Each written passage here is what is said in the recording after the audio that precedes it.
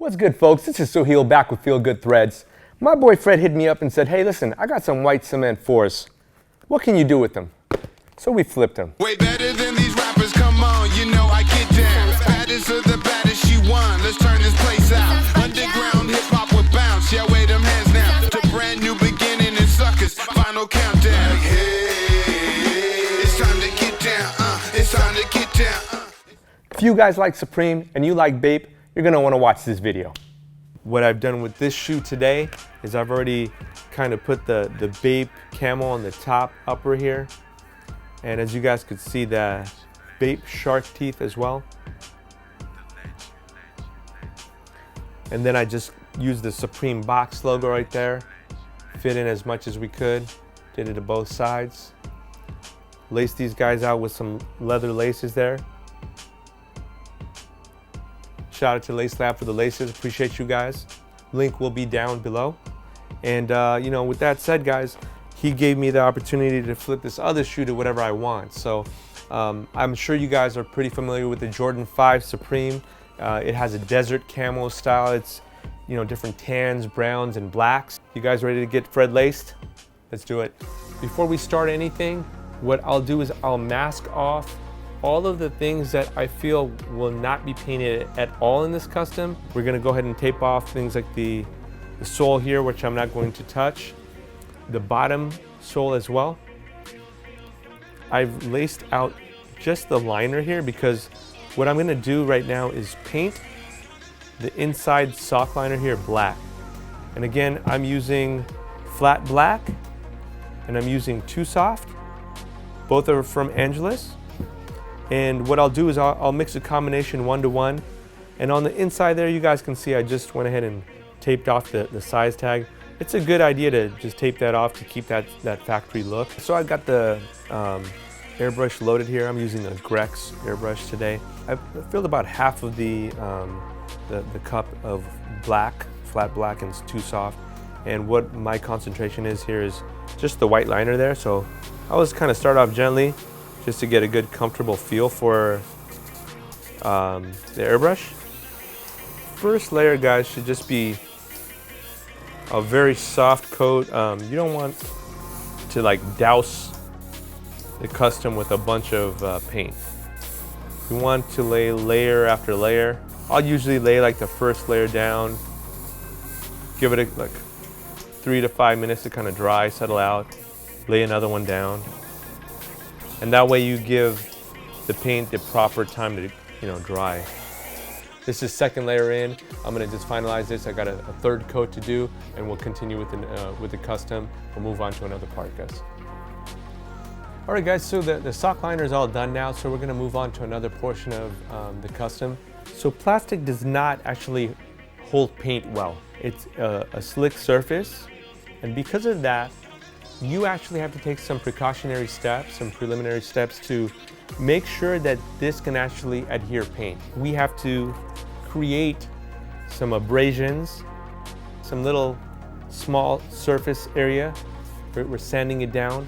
And so that way it'll leave little pockets for the paint to actually settle on. We got the wings now prepped up, and I've also got the back heel tab prepped up as well. I'm trying my best to cover the netting here because we want to leave it white, okay? But you guys see that it's exposed. That's not a big deal, and I'll tell you why, because what I usually do, again, you want to think about saving supplies. So you don't have to lay the whole thing out. You just need to lay out enough where you can put something like a napkin behind it like this, and then continue to shoot that wing. And you can see that the napkin actually protects the area that you want from overspray, which is that whole netting area. See that? As you guys can see, I'm just going back and forth, left to right. And as I come closer, you guys see I didn't mask the bottom part off here. So because I didn't mask the bottom part off, I'm gonna just come a little bit closer and angle it so, number one, I'm not hitting right into that crevice where the tape is meeting, so I don't get any, you know, extra paint underneath the tape.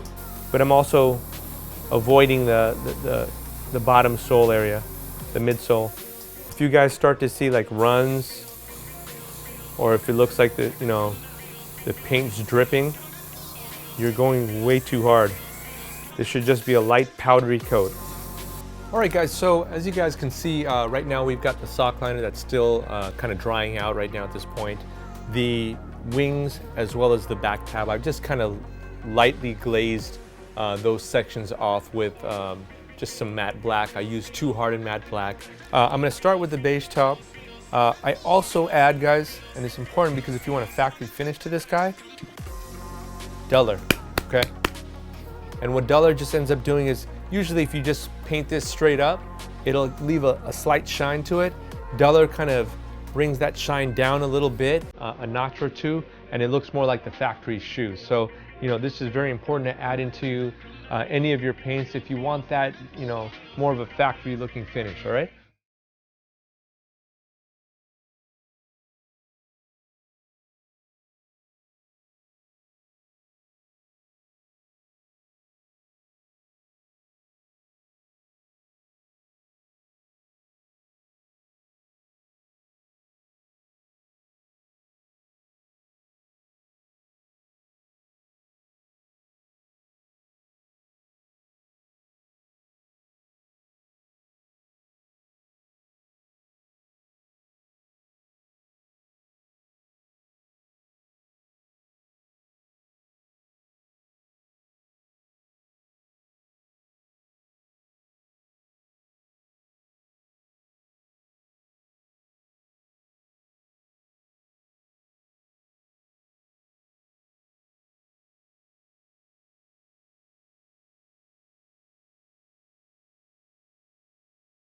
Let me show you guys really quickly how to apply a stencil, a BAPE stencil on the upper as the bottom here is drying. We're gonna lace our first one here. I always start from placing the center down, as you guys can see what I'm doing here. And then peeling off the top layer gently. I slowly roll the vinyl off all together. And being very careful, I try not to move the placement here of where you can see the BAPE nose and the eyes and the little dot there. Try to keep that all together. I make sure when I'm laying it down, I press the center portion because this is where you're going to end up airbrushing, right? So you want to make sure that all of the pockets that are around that vicinity are locked in as much as possible. So that's one down.